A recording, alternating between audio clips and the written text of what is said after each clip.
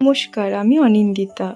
দুদিন আগে কাজের জন্য ভেবেছিলাম যে এত বৃষ্টির পরে এত তীব্র রৌদ্র উঠেছে, তাই হয়তো গাছটা এরকম ঝিমিয়ে পড়েছে। কিন্তু এই হলো একটা কাণ্ড।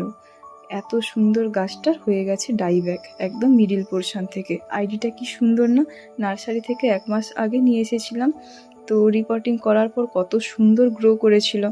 তারপর দেখুন না, আবার এরকম ডাইব্যাক। সেম একটা সমস্যা হয়েছিল আমার সেই জবা গাছটা তো বাঁচাতে পারলাম না, কিন্তু এটাকেও যদি বাঁচাতে না পারি, তাই আগে থেকেই এর ট্রিটমেন্টটা শুরু করে দিয়েছি। এই পোর্শনটায় ডাইব্যাক হয়ে গেছে, তো একটু চেঁচে দেখছি যে কীরকম কী অবস্থা।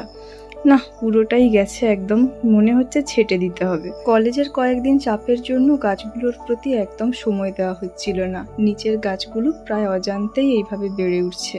আমি জানতাম না বর্ষার জন্য কাঠগোলাপ এভাবে পচে যায়। কাটা পোর্শনটার মাথা থেকে যদি আবারও ডাইব্যাক হয়ে যায়, তাই আবার একবার ভালো করে ওই যে স্প্রিন্ট দিয়ে মোটা করে লাগিয়ে দিচ্ছি।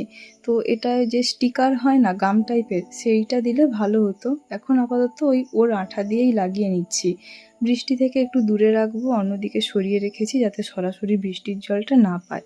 শিকড়টা কিন্তু খুব সুন্দর আছে, দেখে নিয়েছি। তো ওই জায়গাতেও একটু স্প্রিন্ট দিয়ে দেবো ভালো করে। কি জানি কি হবে পরবর্তীকালে, এত শখের গাছটা যদি মারা যায় তো খুব খারাপ লাগবে।